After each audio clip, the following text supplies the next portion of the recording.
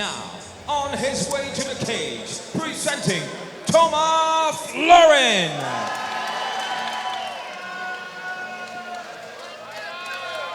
Thomas Florin, Blackbeard, MMA, 25 years of age, 1 win and 1 loss from his 2 bouts.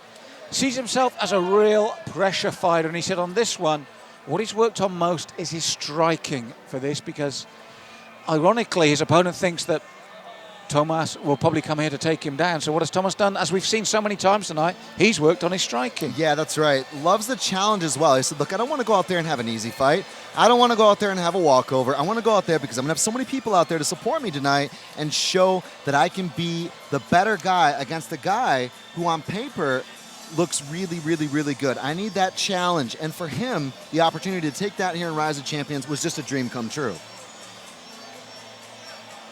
So, 25 years of age, as we said, and I've worked with Blackbeard before. They're really up and coming, Chris.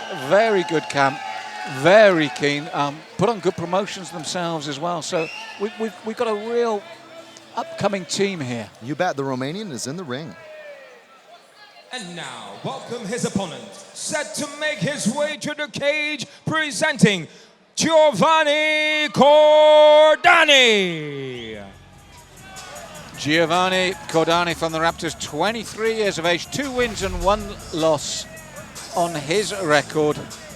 And as we mentioned earlier, with the way the matchups are going, feeling that maybe Florin will take him down. He's really worked on his wrestling for this one. So we've had these incredible matchups all night, Chris, almost like genuine chess as well. They're thinking about their bouts before they come into it. They're researching their opponents.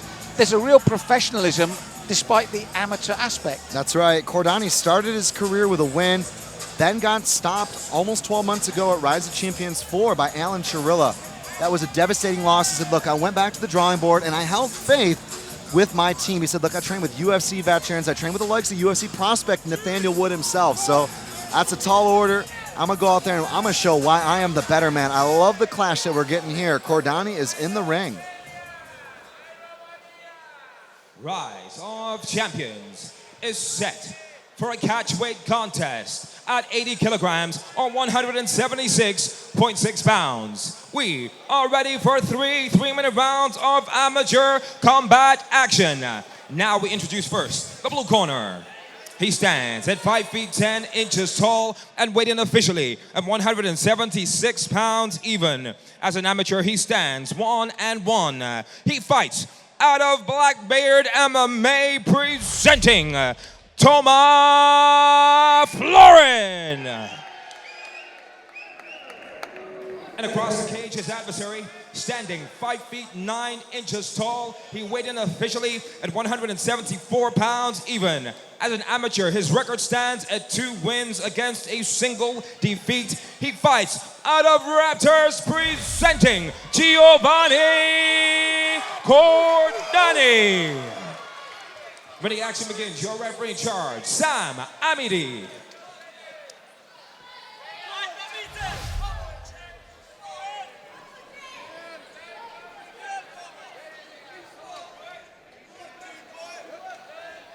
So, Chris, by tonight's standards on the show, where we've had so many young men being highlighted here, these two relatively experienced compared to some of the younger men we've seen tonight, and that can make the outcome so different and the way they approach the bout so different. That's right.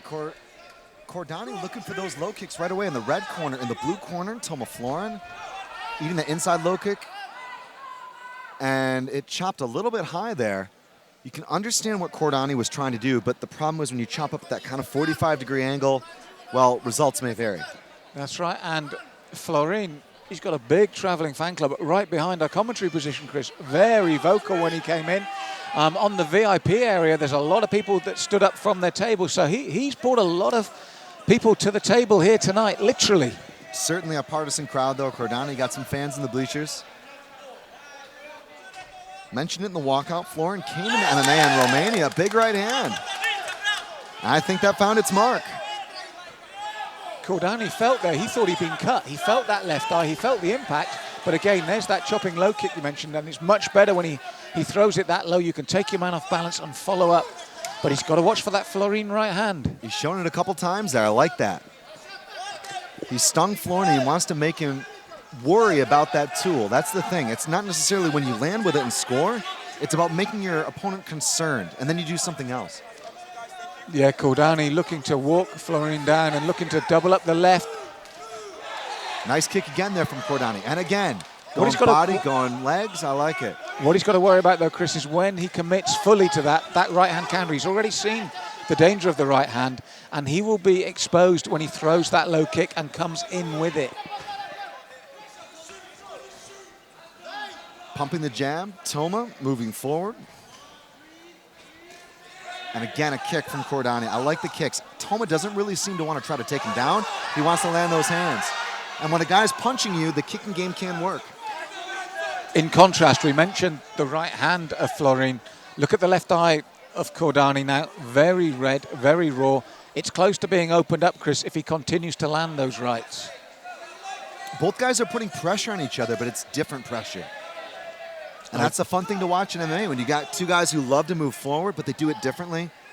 Again, styles make fights. I agree totally, Chris. You're right. The chopping body and leg kicks of Cordani against that dangerous right hand of Florin. But now Cordani comes throwing back. Now that's the danger. When you mix punches like that, when you're both committed to throwing wholeheartedly, that's when you're vulnerable as well. But Cordani stepped up the pace. 2-3 again from Cordani. That's a nice combination.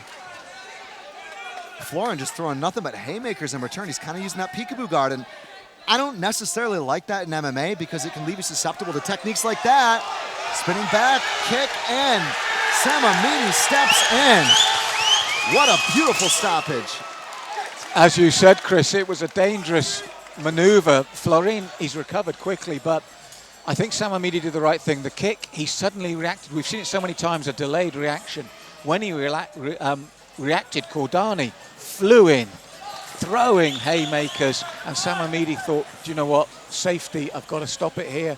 And Florin, it was, as you said, he couldn't see the kick coming, and he spun with it, doubled the impact. Exactly. When you've got that peekaboo guard, it can work in a traditional boxing sense, but the problem is, and we said it a couple of minutes ago, when you're using tools, you got to make those tools work for you. And when you got to worry about additional things, for example, Cordani was using his kicks to the leg, and then he went to the body. And then he went back to the legs, and then he went with something different, that turning side kick or spinning back kick, as it's sometimes called. Just a gorgeous setup, went straight to the breadbasket, and then the delayed reaction, Malk. And that was the delayed reaction. Cordani like a shark then, and with the punches coming in, and Florin with his hand still low, Samamidi jumped in and said, that's it. Florin, he's a warrior, he's not happy. He wanted to leave, they're getting him to stay. But I think it was the right call for that moment.